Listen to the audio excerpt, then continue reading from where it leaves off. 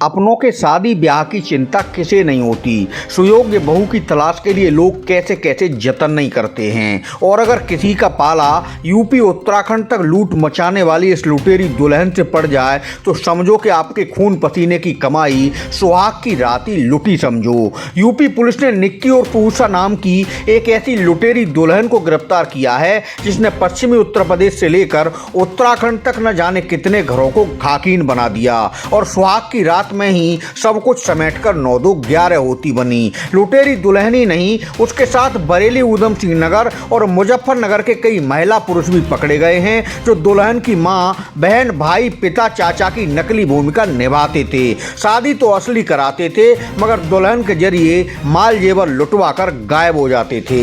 Police के मुताबिक उत्तराखंड के ऊधम सिंह नगर जिले में किच्छा की रहने वाली निक्की और पूसा पुत्री कुलदीप सिंह समेत उसके गिरोह के 7 सदस्यों पर यूपी की मुजफ्फरनगर पुलिस ने शिकंजा कसकर कई घरों से लूटा गया आभूषण आज बरामद किया है। एसपी ग्रामीण मुजफ्फरनगर आदित्य बंसल ने मीडिया को बताया कि वहां के थाना तेताबी क्षेत्र के गांव खेड़ी दूधाधारी निवासी बादल के साथ निक्की और उसके साथियों ने शादी की आड़ में धोखाधड़ी और घर में चोरी की घटना की थी। बादल ने किच्छा निवासी निक्की और पूजा के साथ 1 मार्च को शादी की थी।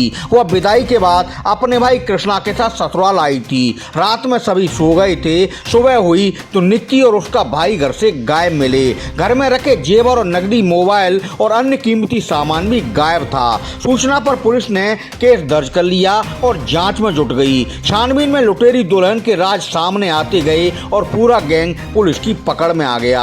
अफसरों ने बताया कि गिरफ्तार निक्की अब तक 5 शादी कर चुकी थी। वह ससुराल पहुंचकर पहली रात में घर का सामान समेटकर भाग जाती थी। उसके साथ ही पूरी भूमिका निभाते थे। कोई माँ, कोई पिता, कोई भाई और मौसी आदि रिश्तेदार बनकर शादी में शामिल होते थे। इसके बाद चोरी के माल को आपस में बांट लेते थे। बादल के साथ शादी में निक्की ने दुल्हन की भूमिका निभाई थी। आशा ने उसकी माँ, कृष्णा और भूरे ने भाई, कविता और सविता ने बिचौलिया, ओमवती ने मौसी और नन्हे ताऊ की भूमिका में नजर आए थे। पुलिस ने निक्की के साथ जिन लोगों पर शिकंजा कसा है उनमें किच्छा निवासी आशा पत्नी कुलदीप सिंह, ओमवती पत्नी नेत्रपाल, बरेली में बैड़ी क्षेत्र के गांव शेरोवाली डंडिया निवासी कृष्णा और भूरे पुत्र नन्हे पुत्र नत्तू और इरशाद पुत्र इंतजार के अलावा कविता और सविता पुत्री जुम्मा निवासी ग्राम बुड़ीन कला, थाना तेताबी, मुजफ्फरनगर शामिल हैं। पकड़ा गया पूरा गैंग अब सलाखों के पीछे है। पुलिस इस बात की छानबीन कर रही है कि लुटेरी दुल्हन निक्की और उसके साथियों ने और कितने घरों को बर्बाद किया ताकि आगे की कार्रवाई की जा सके। आज थाना तेताबी पुलिस द्वारा एक लुटेरी दुल्हन गैंग का एक सफल भांडाफोड़ किया गया है। ये गैंग एक गिरोह की तरह काम करती है जिसमें ये सब अलग अलग सदस्य मिलकर के एक लड़की की शादी जो है अलग अलग दुल्हों से शादी करवाते हैं। सब गैंग के मेंबर कोई लड़की की माँ बन जाता है, कोई उसकी मौसी बन जाता है, कोई पिता बन जाता है, कोई उसका भाई बन जाता है। ये सब लोग उसकी शादी करवा देते हैं। शादी करवाने के बाद जो शादी में मिलने वाले गहने हैं या ससुराल में जाने के बाद घर में जो भी गहने पैसा विश्वास में लेकर के जो हाथ आए उसको लेकर ये फरार हो जाते हैं। इसी प्रकार की घटना की एक तहरीर थाना तेताबी पर 1 मार्च को प्राप्त हुई थी, जिसके बाद थाना तेताबी पर मुकदमा पंजीकृत हुआ। आज थाना तेताबी पुलिस द्वारा लगातार उसमें जांच कर करके आज उस गैंग को पकड़ लिया गया है, गिरफ्तार कर लिया गया है।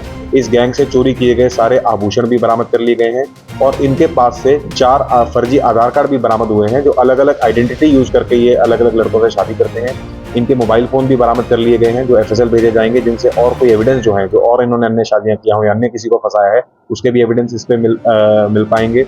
इन अभियुक्तों का आपराधिक इतिहास का अवलोकन किया गया तो पाया गया कि ये पहले जो है लूट और बाइक चोरी के मामलों में भी संलिप्त रहे हैं। ये इनके पूछताछ से पता लगा है कि इन्होंने कई जनपदों में, उत्तराखंड में, उत्तर प्रदेश में ऐसी कई फर्जी शादियां की हैं। मुजफ्फरनगर में अभी एक ही मुकदमा जो है प्रकाश में आया है। ये लोगों को जो है मैनुअली टारगेट करते थे, कुछ मीडिएटर बन करके देखते थे कौन शादी के लिए इच्छुक है, कौन शादी के लिए पैसा देने को तैयार है, तो उस तरीके से लड़कों को अपने जाल में फंसाते हैं।